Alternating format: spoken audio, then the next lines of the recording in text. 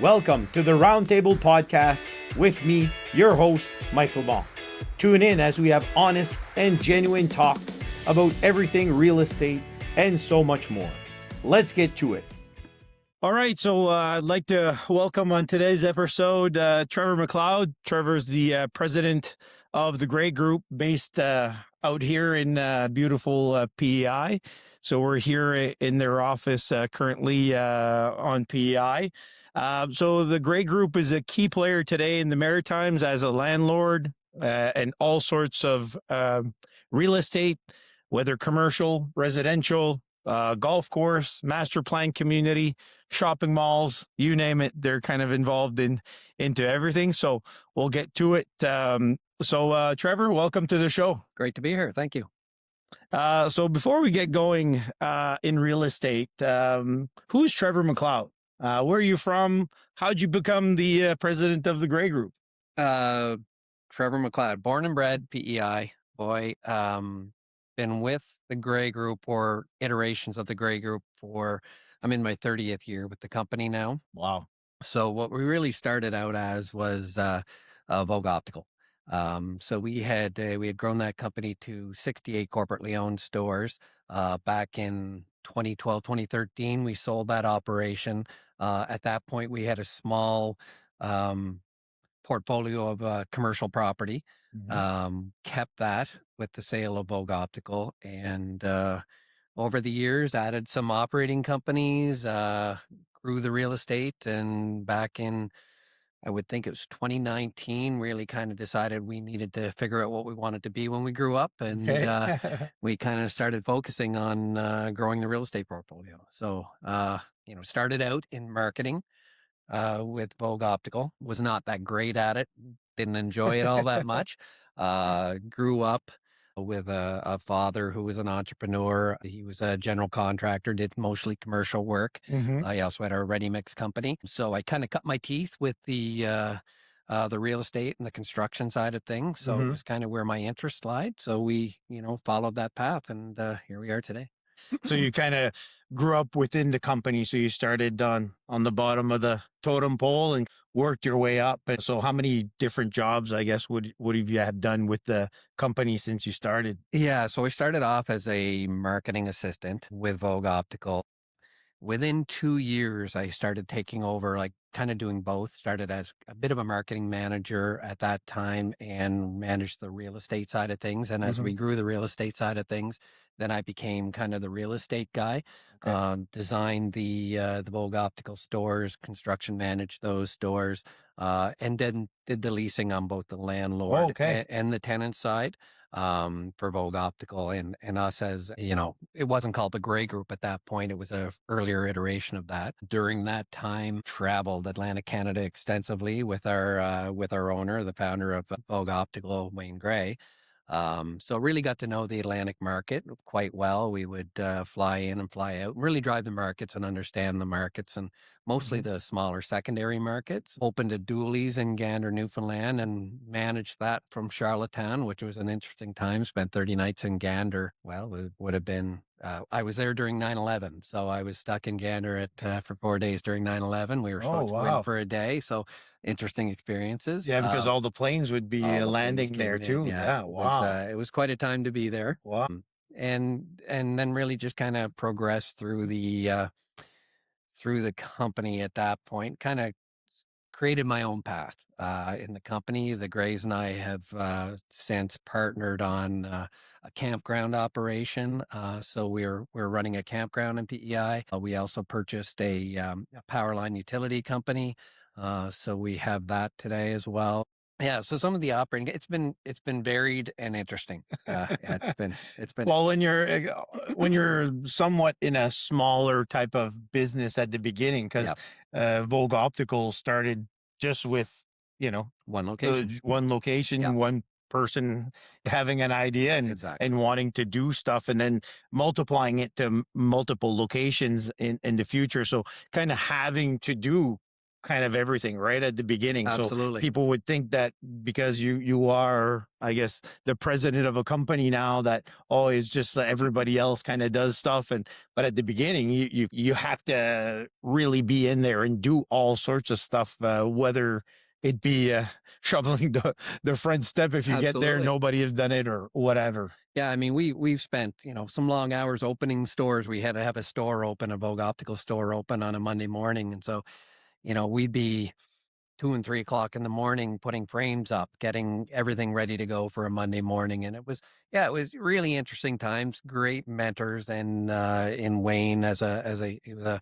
serial entrepreneur, just a great individual to learn from and really kind of reset what my idea of success was. It's sometimes when you're from PEI, you take a fairly micro view and just kind of look at the borders of PEI and what success is. And he really helped me redefine what success is and broaden my scope and broaden my views on what we could do, and really not to underestimate ourselves as Islanders or as Maritimers or Yeah. whatever. People in Toronto are really no smarter than us. There's just more zeros at the end of some of the deals that they're doing, right? But Yeah. it's the business is the same. You're right. Yeah, that's a good point. And sometimes we look at ourselves maybe a little less of than some of the bigger centers, but really we have some of the best entrepreneurs right here in our backyard. I think that can be a competitive advantage because sometimes we get underestimated, and that's a dangerous thing to do to a maritimer. Yeah. So true. So you were in charge of the marketing before. I have to ask, were you the one that decided the second pair is free? I can't take credit for that. I'd love to be able to take credit for that. The Trailer Park Boys thank us. That was in their movie. Yeah, I saw that. No, that was before my time. Okay. Yeah. No.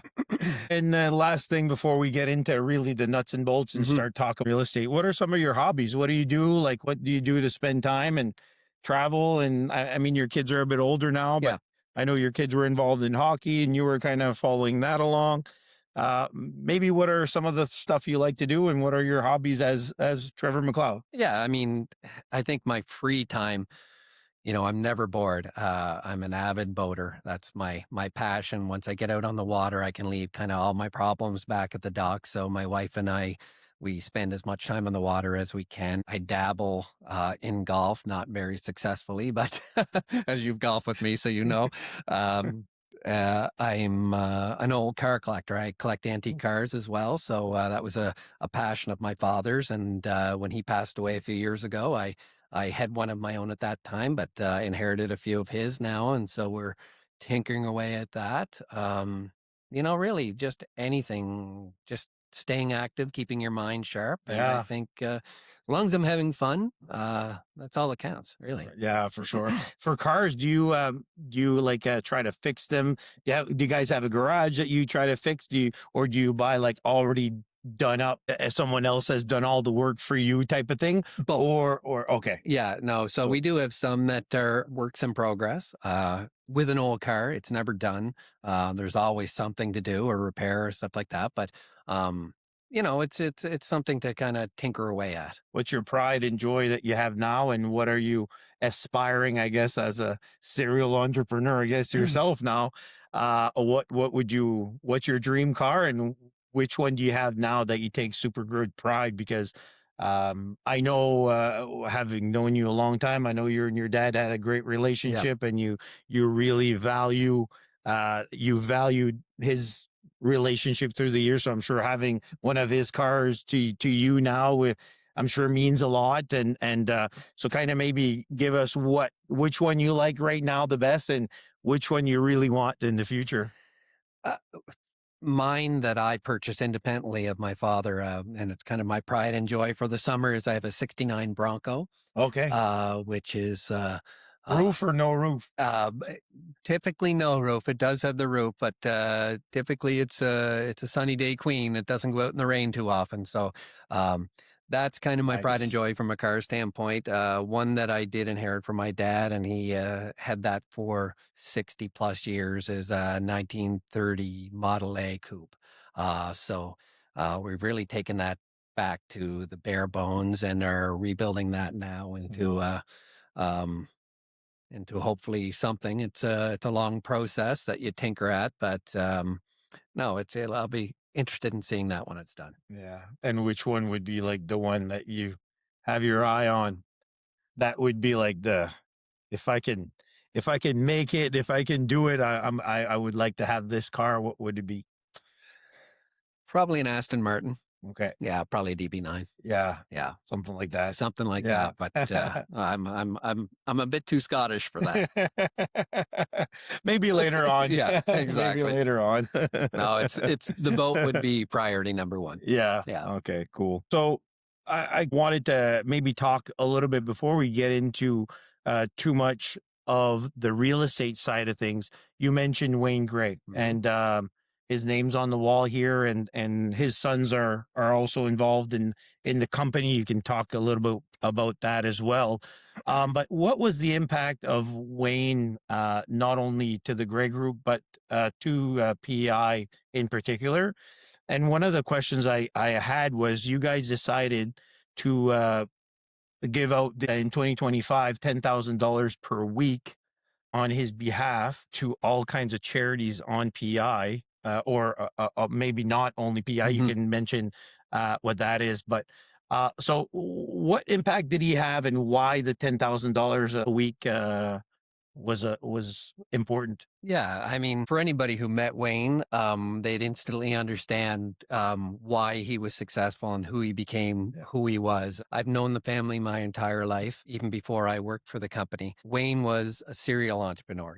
There wasn't such a thing as can't. We just made it happen. And sometimes, when he started out, it was on a shoestring and a bootstrap.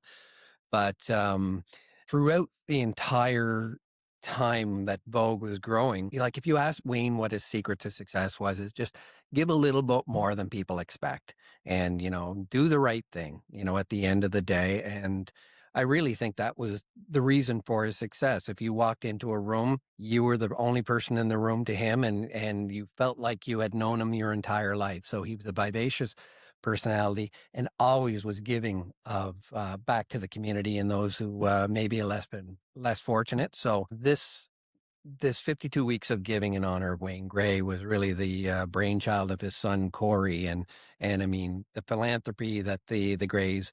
What you do know and what you don't know is it's humbling. The purpose behind the 52 weeks of giving was really to kind of give to smaller organizations that maybe didn't have the professional structure, that the gift would be more impactful to than just giving a larger donation to a United Way or something like that. Really something that was going to be impactful to small organizations where in a lot of cases it's all volunteer boards and it's all Okay, yeah. volunteer people as opposed to Professional, yeah. yeah. So it's just another step in kind of the Gray giving. So the giving was always a thing, even in the beginning, maybe when they didn't have the successes of what they have accumulated through the years, they would always give. Absolutely. Some you would know about and plenty you wouldn't. Yeah, It that's was just amazing. it was And that goes far. Like people would always often say, like, and that's kind of one of my reasons to do this podcast, is to showcase some of the entrepreneurs that we do have in our area and what they do, and because oftentimes it's what you give is what you kind of get back in return, kind of like the karma thought process. So seeing that they were giving at the beginning likely is the reason why it became so successful. Absolutely. And I think, I think we talk about being humble as Maritimers and Atlantic Canadians. And I think that's where maybe we don't celebrate our successes and, pat ourselves on the back as much as we should for what we do accomplish. But I think the giving back is a really, is a great way to represent that. Oh, definitely. I agree with that 110%. So when Vogue Optical was deciding to, and this will kind of transition off into the real estate side, when they were deciding on a location, and because oftentimes in my podcast or even in my normal world, I'd say like location is a big part of of real estate. What was the catalyst behind thinking about a location and what made a good location versus maybe a bad one through the years? Really market dependent. One of the things that we really tried to do a lot of was really understand the market, drive the market. It's great to see a map and see traffic patterns and stuff like that, but you pick up a lot of things when you're actually driving that market and the traffic pattern. One of the things that we tried to do at that point, obviously, is co-locate a optometrist with our store, and that was really the driver of success. But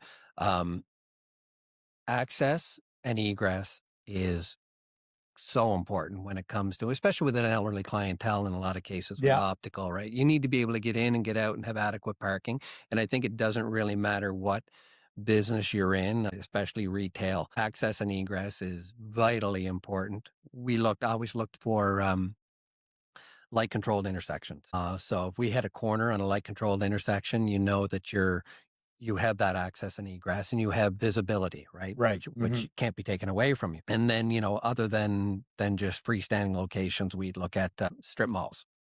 And really A locations and B markets was really what we looked for. And then co-tenancy and, trying to have complementary tenants that would, everybody would support everybody else's business. So that was really kind of what our focus was on, regardless of the market that we went in.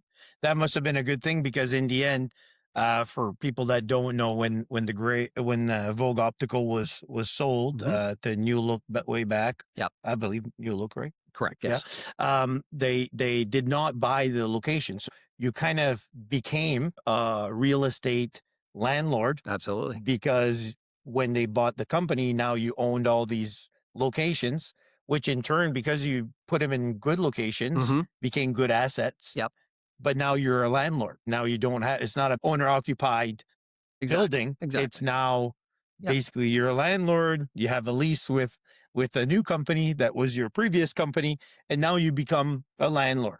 Maybe talk a bit about that, how the transition has been from now being a landlord and why you're continuing to grow that portfolio. Yeah, well, even when we had Vogue, we had started purchasing back in 1998. Was when I first kind of got involved in the real estate aspect of the business, and we purchased a strip mall in Lower Sackville, and one in New Minas, Nova Scotia. Okay. And then we started picking up properties with co-tenancy and small strips over a period of time. So we probably had, I don't know, 250,000 square feet of real estate prior to the sale of Vogue Optical. So we did have some freestanding locations, but primarily we were landlords at that point. Okay. And so we were in that business, and I think really kind of set us up to be a great landlord, in my opinion. Because we take that same mentality that Wayne always had, was kind of give more than you have to give. So we try to do that with our tenants, and we'll try to work with our tenants in any way we can, maybe going above and beyond. And, our tenants have to work with us as well. But it really gave us the mentality where we know what it feels like to be a tenant as well. So about 50% of the Vogue Opticals were in our buildings, 50% were leased. So we did that leasing, and I did that leasing with third-party landlords as well. So we know what it feels like to be on the other side and what's important to tenants too, and we know that the cost sensitivity and all that kind of thing. So I think that really set us up for a little bit of our success on a go-forward basis. Makes sense. Okay. And then, and now you'd have so you're going into the residential market as well, or are you in residential now? And because commercial has been in the family for a long, long time. So that would be, I would say, your bread and butter, kind of like that, the commercial side of it. Now you're dabbling into the residential side. Yeah, for better or worse, we're really taking a hard look at it. We currently own it. It's a small portfolio of 2 buildings with 60 residential units in that. We'll probably talk about it a little bit later, where we've been pre-approved for a substantial residential portfolio to develop. Before we built any of that residential portfolio, we wanted to buy something that we could manage and get our processes and our procedures and our people in place. Property managers, so that we're really good at it. by the time we built, and we weren't figuring it out as we went along. When was this, like, the first one you residential? When, for people listening, when was the first time you bought into residential? Yeah, we probably 4 years ago now. It was just prior to us receiving our zoning for our Crossroads development in Stratford, and we're looking at doing more. We probably have, along with partners, um, a runway for about 4,000 units in our portfolio. So Yeah. we have substantial runway, and there's you know policy that has changed, whether it's federally or provincially, that changes the dynamic of what that looks like. But it's certainly part of our future plans. Would you say that in residential, and not to get really political or Yeah. anything like that, but would you say there's more red tape in residential than there is in commercial? And is there more, like, different things that you didn't expect in residential compared to what you would see on a typical commercial building? Oh, 100%. Yeah. Why did you think that? Why do you think that's the case? Because I hear that from everyone. Yeah. I mean, without getting too political, We're not you know, talking politics on this podcast. and we, on one hand, we understand, there's an affordability crisis, not only in PEI, not only in, Atlantic Canada, but across Canada. So the people who can't afford to maybe pay market rent do need help. That's understandable and necessary. I think sometimes that's downloaded on the developer, where, I don't think creating new affordable housing is, anybody knows that you can't build new housing affordable. So, a great catchphrase, but I think we have to look at existing stock to maintain that affordable. And that only comes with new supply. Yeah. So we have to incentivize new supply. Agreed. When with the changes to federal government immigration policies, which really, has limited the demand now too. So I think we're really seeing more of a balanced market. There's within PEI in particular, we have IRAC that sets the rates, and there are certain policies that kind of disincentivize development. And I mean that's been a topic for a long time, and I think there is a solution if everybody sits down together and kind of comes up with that. I think everybody knows what the solution is, but I think it really requires some hard decisions. In the short term, it's not going to. It would be painful, but I think in the long term, it's really proven itself that an open market really kind of is the best solution In anything. in That's just anything. supply and demand, Exactly. and how you deal with it. And when there's more supply, then there's definitely, and the demand softens, then people will go where the best product is, Exactly. best pricing, and that kind of sets itself up the way that it's always done throughout the thousands of years that it's been in existence. We look at it a lot like we did when it was Vogue Optical, back in the day when, Sears or Walmart or Costco was getting into selling glasses. It was like, is this the end of the world? Or online sales. But what it does is make you operate better when there's competition. It makes you, and if somebody can come in and do things better than you for a better price, then really shame on you. Shame on you. You need to sharpen your pencil. You need to improve your procedures. You need to do whatever you can to provide whether it's glasses or rental units, commercial or residential. I mean, you need to provide the best product at the best price. It's what the economy is. Yeah. And it's sometimes it seems a little bit easy. So it kind of leads me to my next question. In construction, what do you think are the challenges now in new construction of anything, whether residential, commercial, what have you? I mean, costs have skyrocketed, and just the loops you have to kind of go through, whether environmentally sometimes, or especially here on PEI, there's a lot more heritage buildings or heritage sites that so there's a lot of loops, but a lot of hoops you have to go through. What would you say is kind of the toughest part about construction in today's economy? Yeah, I think for us on PEI, I mean, there's a lack of skilled trades. There's no question. We really, especially in, the electrical or the plumbing or the specialty trades, it's really difficult. The good ones are in a lot of cases booked years in advance. When government is doing a lot of development themselves, be it a new medical school, there's only so many contractors that can handle scaled size projects. So Okay. they get booked up fairly quickly, um and the costs increase. So I think we're looking at our next two residential builds on about 48 unit buildings, and pricing it out. And we're looking at probably a 15% premium over building in New Brunswick, in Moncton. And we don't see that on the revenue side. So that's just an additional cost. So, and then you look at, the seasonality, you look at, material costs are more on PEI as well. Concrete is more expensive here by a long shot than it is, because we have to pull all of our aggregate in from Nova Scotia or New Brunswick.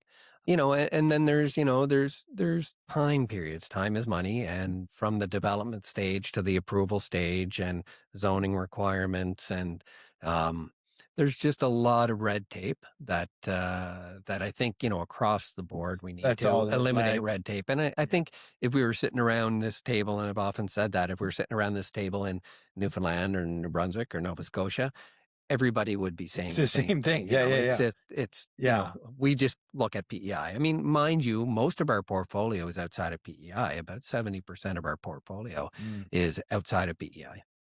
And you're when you're growing, I guess on that part, we'll talk about the Stratford project in a little bit. But you're continuing to grow outside of the island, as you're saying. Do you have any anticipation of going further away, Montreal, Toronto, Vancouver, and other places? Or are you kind of sticking more locally? I guess my question is two prongs. Do you feel bullish into continuing to do stuff, whether it's redeveloping malls, hotels, or because you're involved in hotels now? So what's the plan, I guess, for the Grey Group and for you? So I think at this point, we're probably looking at focusing on Atlantic Canada. Okay. We really don't know the outside markets. If we did that, we would probably do it with a partner. And as we scale up, we're more and more open to partnerships. We've grown significantly in the last 2 years, as you know, with the acquisition with a partner of the Riverview Mall and Amherst Mall, and we just recently purchased the Parts for Trucks portfolio that's in 9 locations throughout Atlantic Canada.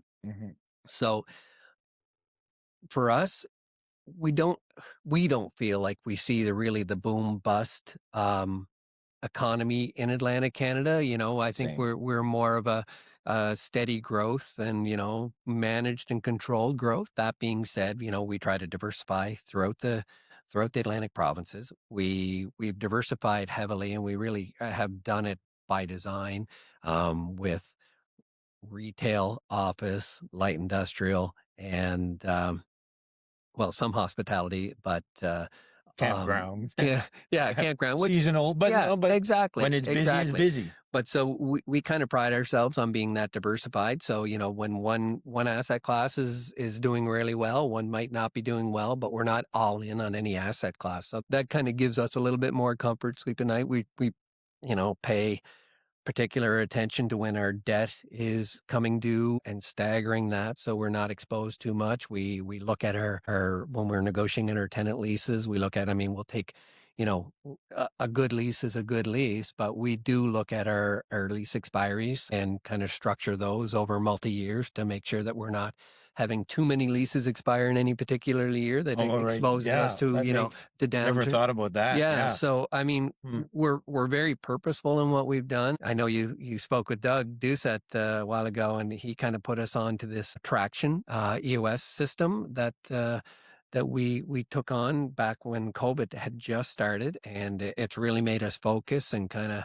helped us decide what we wanted to be when we grew up, and we set some really aggressive targets, but we're ahead of schedule on those now, and we're kind of sticking to that plan, and it's worked very well for us. It's working good.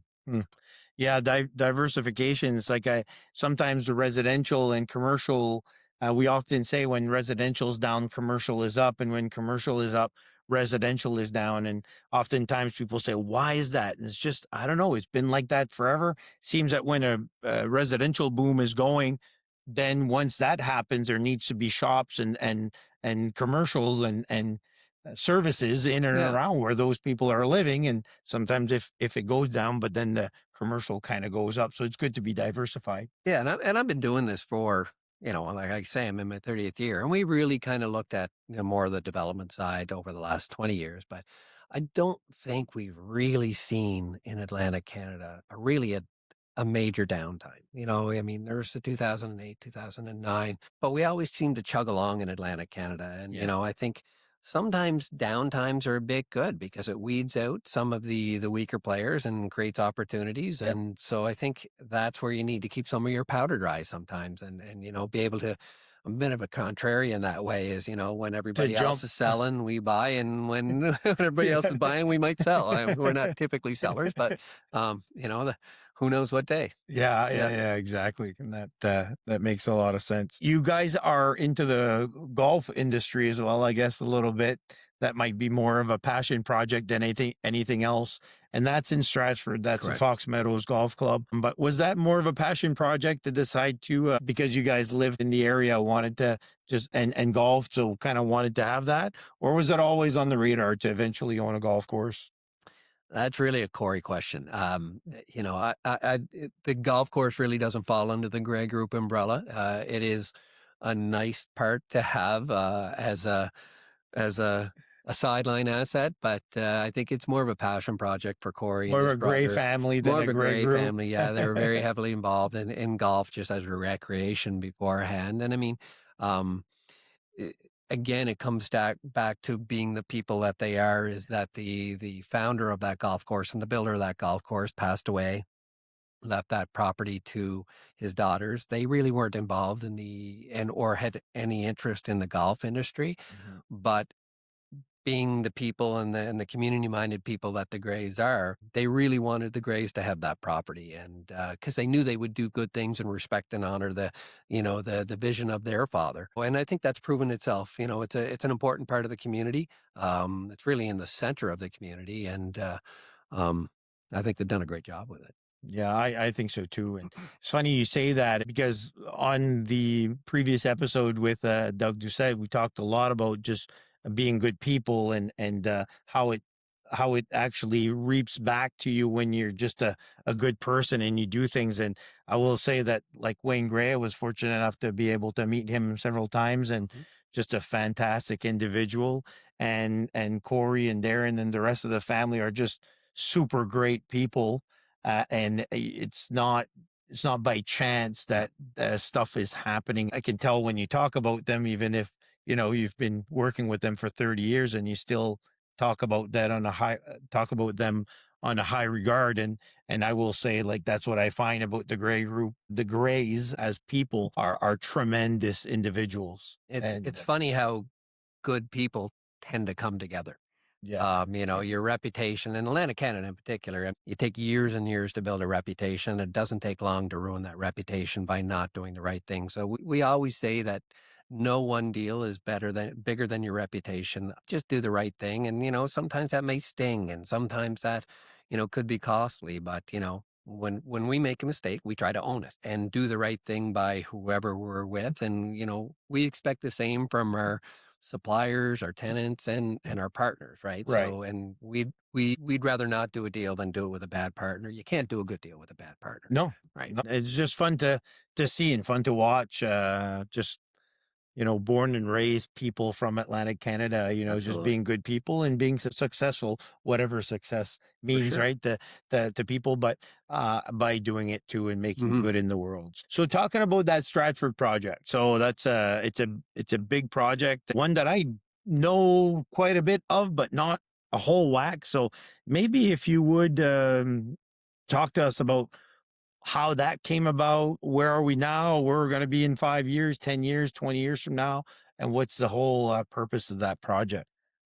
Really a legacy project. I think for the Grays, for myself, it's something we all grew up in that community, in the Stratford community, and the five communities that ended up making up Stratford. And again, it comes down to reputation. The former owners of that land owned the land for decades. Was it one piece of land? It was one piece of land or one owner, a Uh, lot of different yeah, but parcels, yeah, right?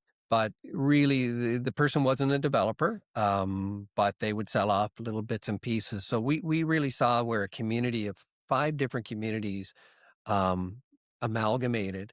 And this was kind of the jewel Okay. in the center of the community that was never developed. So a very unique situation that you have 150 acres approximately in the middle of 4 or 5 different communities that was never developed. And it was just a really unique opportunity to create a centerpiece or a downtown for a community that didn't have one. We were kind of the Trans-Canada Highway bisected the community, and it was a bit of a runway right through the community. There was the north and the south side. So that our reputation. So we buy that the vendor that we purchased it from really, knew us. We knew them, and they felt comfortable selling us that property. Okay. So we took that, spent 5 years, I believe. When did you buy it? We bought that. That's a great question. Or 2018, okay. I believe. So we bought that, and we said, okay, we can do something special with this. And so we engaged Rob LeBlanc from Fathom Yep. Studios, and Rob is an island boy. Yeah. And Good LeBlanc. good Yeah. LeBlanc, yeah. So we said, kind of, Rob, let's do something cool here, and let's create a downtown. Let's create some density from a residential standpoint. So really, that process took about 5 years from the time we initiated it. Involved Department of Environment for any wetland sensitive areas, the province that put a roundabout in to unlock some of the potential on both sides of the road. The town of Stratford, we worked very closely with them, and we came up with a plan that got approved back in 2023, I believe now. And we worked closely with the town, did several public meetings, and I think again, I think there was a trust factor with it being us that was doing that. It may sound boastful, but I don't think there's a lot of other companies that could have gotten that across the finish line the way we did.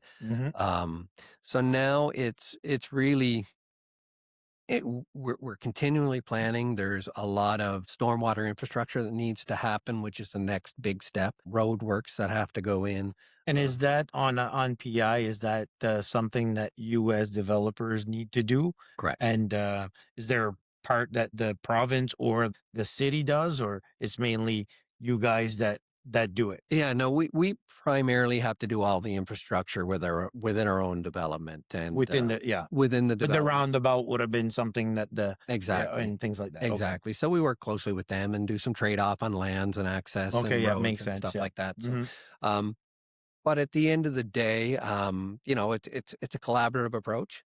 We can't do it as a developer without the town, the municipality being on board. The province pays a big, so province owns all of the streets. The town of Stratford doesn't own the streets. So, and a lot of it now is downstream stormwater infrastructure that we're working on. So, we're meeting with the province, early February to kind of get that next phase started. So, but we can do some of our development without that. We do have some opportunity there, but the big picture is really what we're looking at. And that's the important part to really kind of move forward with that. Okay. So right now that project it starts where you'd go through Stratford, going from Charlottetown to let's say Montague, and you'd go through and there's a Sobeys there and all. So that's kind of that location of where everything goes, and that kind of goes to the Fox Meadows golf course as well. You can go right from there. So kind of ties in everything. So there would be some commercial, residential, some single family homes, I presume, and some multi-res. What would be the start? When are you hoping to start? And what are you starting with first? Yeah, well, we've done a subdivision called Kelly Heights. We're in phase 3 of that. So that's 180 lots in that subdivision, probably maybe a little bit more than that. So that is in phase 3. We just finished phase 3 now, and lots are for sale on that. And that's primarily single family, duplex, stacked townhouses. We done the land prep for a commercial center that we can build about 80,000 square feet and Oh, that. wow. Yeah, Okay. we're very That's close. substantial. Yeah, so we're working very close. We're actually traveling to Whistler, BC, to the ICSC conference this week to meet with some potential tenants on that one. Okay. And it's really tenant driven. We're ready to pull the trigger when we sign those tenants, and So it's pad ready now? it's pad ready now. Yeah. Okay. So we also have another pad ready site that we're working on our first two residential buildings. So I believe we'll be going to tender on those within the next 4 to 6 weeks. Oh, okay. So two 48-unit buildings, 4-story, and Wood frame, concrete? wood frame. Yeah, and that comes back to our, trying to make it as affordable as possible. It's surface parking, probably not a lot of common room amenities. We will have common rooms, but no gyms and that type of thing. But it's really about trying to make it as affordable as possible without kind of quote unquote being affordable housing. So we're really looking forward to seeing the way that pencils out in the next week. We'll be very honest, it's going to be a tight pro forma, but we also see that we've made a commitment to the community and we really want to see that move forward. So it might take a little massaging and a little help from the town of Stratford, and they've been great on that. We're continually working on something. It's we built a couple small, like a QSR and gas station and that type of thing on one of the lots there now. Okay. So we're working on it daily. Like, it's a long game. Very long game. It's a 20-year plan. Yeah. So, Yep. no, but even like building the first buildings, it's a long game. It's not like trying to build something to make a profit the next day. It's No. more about doing the right thing, creating the vision, creating the whole thing. So in the end, in 10, 15, 20 years from now, the whole thing kind of makes sense. Absolutely. And then the value's there at that time. Well, a prime example, we're probably 5 to 10 years behind what Dieppe is now, right? And Dieppe, we're probably about maybe even more than that, maybe 15 years. But Dieppe was kind of like Stratford, Same.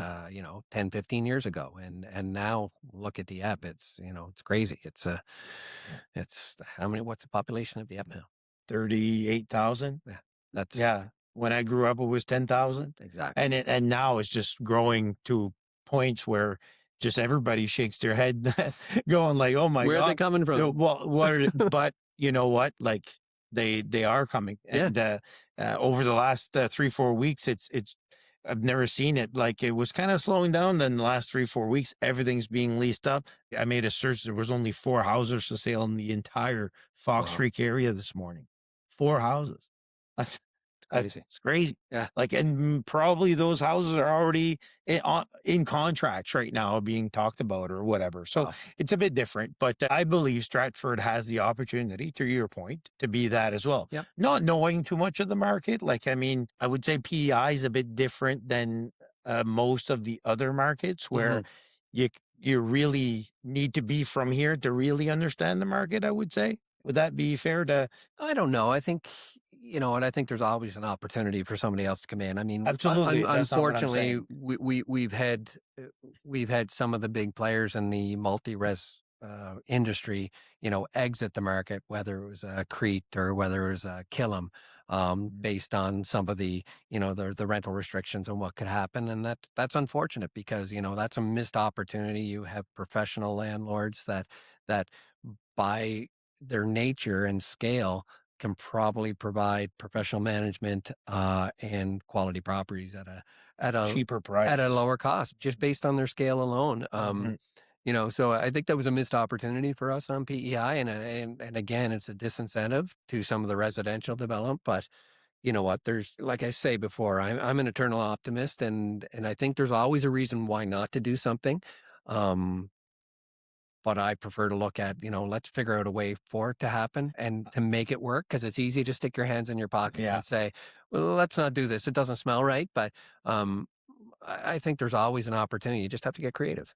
Yeah, I'm exactly the same way. Like when people are saying, "Oh, I'm not sure. Oh, did you see this? There's so much going on here." I'm like, all right, that means there's still opportunity. Yeah. But how do you do it differently maybe than some of the others are doing? Exactly. Maybe you do it this way, maybe you do it that way. I think there's tremendous opportunity still for Atlantic Canada for Absolutely. sure in the next 10, 15, 20, 30 years.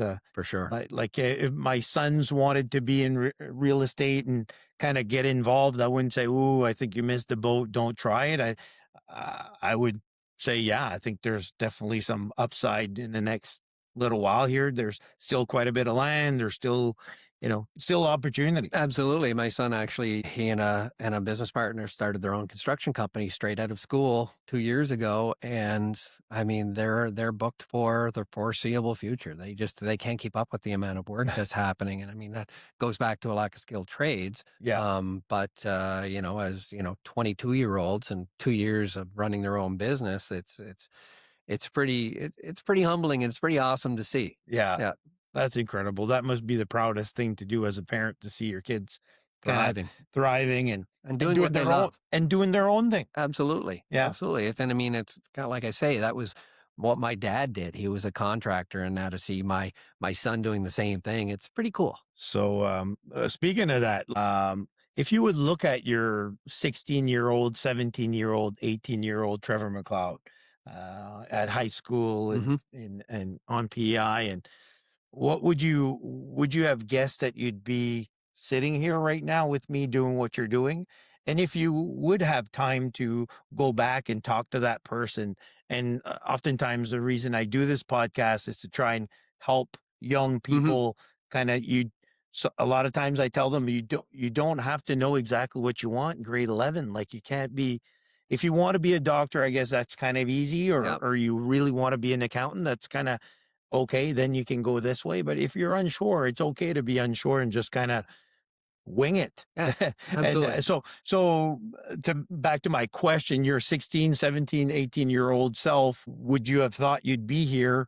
I think I do think I thought I would be here because I mean, I always had that entrepreneurial spirit, and I was always, I never wanted to be outworked, whether it was sports or whether it was whatever it was. I wanted to be. I might not have been the most talented, but you're not going to outwork me, and good luck Get out of trying. my way. Yeah, exactly. So, and I think, don't take no for an answer is what I would say. Find someone, and I was so lucky to have several mentors in my younger career. Whether it was Wayne or a gentleman who was a property developer, Lloyd Parker, Don Bondi at Digby, people that I met through my job. But I think you need to be humble enough to admit when you don't know and ask questions. Yeah. Because I really think that's the most important thing. Don't go into things thinking you know what it is, because every day I learn more of what I don't know. Yeah. And I'm really finding that more these days than anything. And as we scale our operation and we have more and more staff coming online, I sit back and I say, you know what, get out of the way. Have at it. Exactly. And we we just recently had a 2-day out of office planning session. And one of the questions that we asked ourselves, what are you going to bring to the company in 2026? What's your goal to bring to the company? And my answer was space. I want to give people that are within the company space to do their job, to expand what they do, and to grow in their own roles. Because you know what I mean, my runway is shorter than it was, after 30 years. I mean, I have less runway in front of me than behind me. I will have failed as a leader of the company if I don't allow it to grow and thrive and be able to walk out the door and have it not skip a beat. So that really is my goal, is That's to great. kind of create a company that regardless, like when we have our processes and we have our people in place, that I can just fade back into the sunset and the thing just takes off and grows. Without me, Without you. And obviously that's going to be hard to watch. Yeah.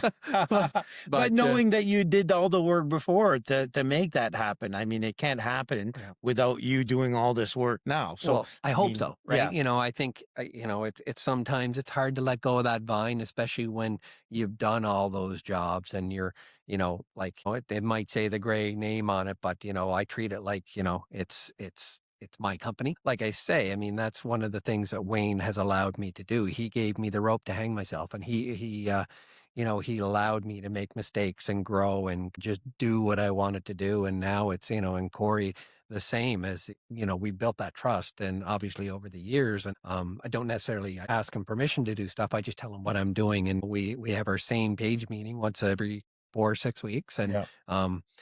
very, very rarely are we not in complete agreement on the direction of the company and what we're going to do. And you know, it's a great position to be in, to be able to do that. Yeah. Probably because you do have a plan. You guys had a plan. You grew up within the company. You all know what, and it's funny when you have such a good person that started the whole thing, you guys probably are, your decisions are, would Wayne be okay with us doing this? Of And course. everything, like, so when you have that and everything kind of goes back to the base Yeah. of, is this the right thing for us to do morally, ethically, financially? Exactly. And when the answer is yes, it's yes for everyone. It's not just yes for one. Exactly. And if we let somebody down, I take that personally. Right. Right. And Yeah. because Good point. because it's a reflection on me as the president of the company, Yeah. that we didn't do the right thing. So it's like I very, very much strongly feel that's number one priority. Yeah. Yeah.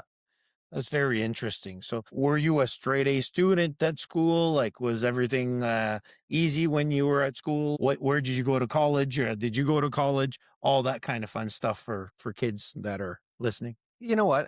No, I wasn't a straight A student. I I, wasn't I, either. I did well at school. Yeah. I had to work at it. It didn't come easy, and Same. Yeah. that's where I say that to my daughter. You know what? When things don't come easy to you and you have to work, in school or then you learn strategies that will serve you for the rest of your life. Because Mhm. sometimes when things come too easy for you when you're young, and when you get older and things aren't so easy, you don't have that strategy to kind of buckle in and really kind of overcome the obstacles. So when you have that early and you have to work at it, I think those strategies kind of live with you for the rest of your life.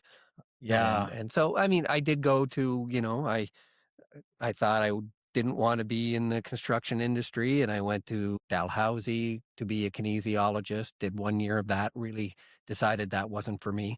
And then came back as an 18-year-old living in Halifax. It wasn't so bad. I don't regret it. Um, but came back to UPI, did my business degree, did some accounting for a short period of time, didn't really enjoy that, did some HR stuff, which I enjoy, but I found my niche with the real estate and the development side of things. It's really looking back over the last, I guess, 28 years that I've been doing this, don't regret a day. It's my passion. Seeing something built that didn't exist before, getting a deal done that maybe shouldn't have gotten done, but It's the it gets best. done. It's a great feeling. Oh And you yeah. know what? And in saying that, and it comes back again, I keep harping on this and coming back to it, is that, you know, family was such an important part of our organization. So Wayne was very family oriented. Corey is very family oriented. So work-life balance was always, even 25 years ago, it was important, and it allowed me to be an active role in my family. Not just out on the road working 60, 70 hours a week, where it was always about just getting the deal done. I mean, you need to take care of your home life or your work life is not going to be there, right? So, Yeah. very important. You need the support too. We need the That support. from Yeah. home, and Yeah. you can only have the support if you water the grass and water the Absolutely. plants. Like, it's Absolutely. I would say, like, you make me think of someone that has knowing you now for over 10 plus Oh, years, yeah. a lot of street smart. And I think that's kind of a bit of my point is, I think sometimes for younger people that maybe if they find school to not be so easy, may not know exactly what it is, kind of learn the street Hmm. smart side of things and how people interact and how they do things. I find being able to sell something or being able to put a deal together is something that whatever job you're going to be doing later on, to have street smarts is something that I find is not talked about enough in schools. Absolutely. And it's something that I think is very necessary to, especially when you get to grow into a business. If you do the same thing all the time, you may not need that. Right. But if you're young and you're not sure and you feel you're hyper, would you agree your street smart skills would be something that you would consider to be very helpful? You know what? I think, again, growing up as the son of an entrepreneur and a contractor who really, what every day get up trying to do things better and more efficient. You learn that when you're surrounded by that every day. My mom, primarily worked for my dad, but she also opened her own business at one point, and probably the most street smart person I know. Oh, okay. Can read people very well. My mom's the same. Exactly, and I think she had to be with my dad. Yeah, same. So she needed to see what was coming down the road from a long way away.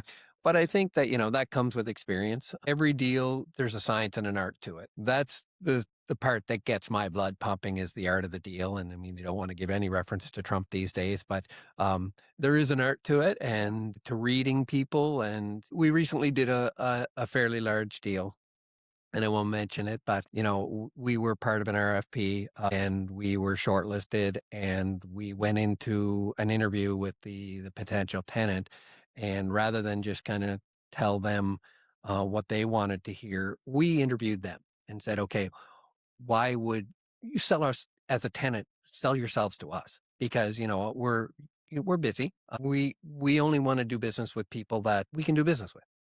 It's not just about the bottom line every time. It's not just about the top line every time. There's enough deals out there that you don't have to do deals with people that don't share your core values or don't, so it's, and by interviewing them, we kind of found that we're on the same page. And it was a tremendous deal. It's worked very well for everybody. And I don't know if we would have had, I think face to face, not on Zoom, get in your car, go meet with someone. Cause I think talk, not text. Exactly. Yeah. I think that's becoming a lost art with the younger generation. And I think, unfortunately, with COVID and as kids didn't go in school, I often talk to my son about, his school or my daughter. And I remember in business school, between classes, you used to sit around in a lounge and you used to talk, and you used to, now if they're doing their online courses, they lose that social part, which is extremely important on kind of dealing with people. You need that. Same with back to work legislation. I think, it is more convenient to stay home. There's no question. But I think you lose a lot of the benefits of work, of life. Yeah. And it kind of goes back to the office space in today's market, where it was kind of lost COVID to kind of maybe a year ago, where people are saying, oh, everybody's kind of going to work from home. Nobody's going to go back to work. But now people are understanding and feeling lost of not going around the water cooler, grabbing some water, or on a break and sitting down and talking about where whatever ideas come from, right? Yeah. And employees talking with other employees and discussing. Now you're finding that a lot more people are going back to the office, and it's employees willingly wanting to have that. I find like that part of it, the office space, is one thing that may be overlooked right now. I think that's going to boom in the next little while, just because the interaction of people. So even now, I think even with the screens and all that stuff, I think I don't think the art of meeting somebody face to face and making a deal in whatever industry that is, I don't think that'll be lost in the next 20, 30, 40 years. No. I still think that human needs to be there in everything. Absolutely. Less and less, yes, with AI and everything else, but I don't think AI will be doing deals. I hope no, but or maybe they will in the future. But I think my whole point is, I think having people skills, but also people want to be with people. Absolutely. So what's next for Trevor? What are you chasing retirement? I know I asked that to Doug. When I get to hear I'm retiring, I don't want to do this anymore. Or are you more like, I'm having fun right now, I'm not even thinking about that? What's next for Trevor? And I think it's always on your mind, in the back of your mind. I'm not chasing it by any stretch of the imagination. Like, I enjoy what I do.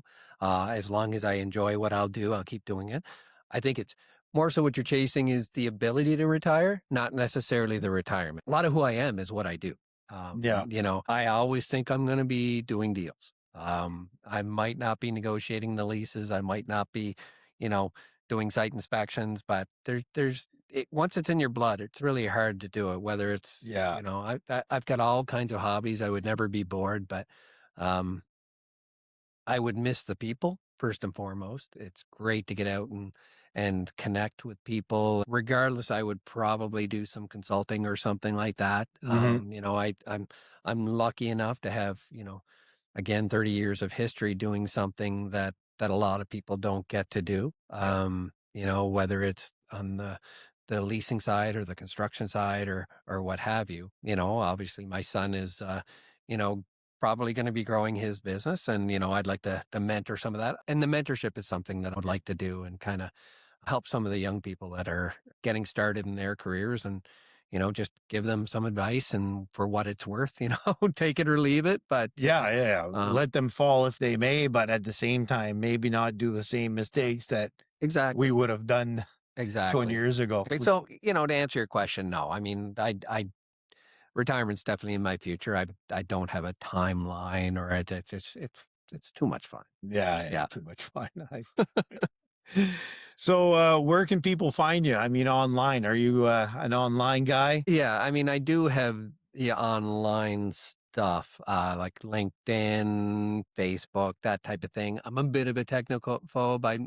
I don't spend much time on that. We have a great lady in our office that does a lot of the Grey Group media, social media stuff. She does some. It's very good. It's Exactly. very good. She's phenomenal. So we're out there, and we're trying to be out there as much as possible. I think we've been historically poor at celebrating our successes within our organization, and that's really one of our mandates, is to kind of really start pounding our chest a little bit. We've flown under the radar. A lot of people didn't know who the Grey Group. We're starting to get some recognition now, and we're getting people, and we're noticing now that people are reaching out to us to do deals. Right? It's not, we always have, a laundry list of deals that we can do. And so it's a great position to be in, that people want to do business with us. Yeah. So we're celebrating that we're getting better, I think, every day in all aspects of our business. As you can see, I've diverted the conversation from myself and social media. I'm a bit of a technophobe. No, like that's I say, okay. but That's I asked the same question to all my guests. I try to kind of keep a low profile and low key. It's Funny that a lot of my guests are not big on social media, which is kind of interesting. for better or worse. Which is good. Yeah. No, but still, everybody's successful anyways, right? They're doing their own thing, and yeah, I like to keep my private life fairly private. If there's something to promote within the company, I think you'll see most of my posts are shares of our operation stuff, or of our business, as opposed to personal stuff. But it's been a great ride. Wow, that's cool. Well, thanks for being part of this episode today. I really appreciate chatting with you as usual. I know we've been I would consider you a good friend over the last 10 years, and always fun to sit down and chat. And I appreciate you coming on today's episode at the Real Estate Roundtable. Really like our conversation today. Absolutely, it's kind of fun to reminisce and a bit of history lesson. Yeah. It's always good.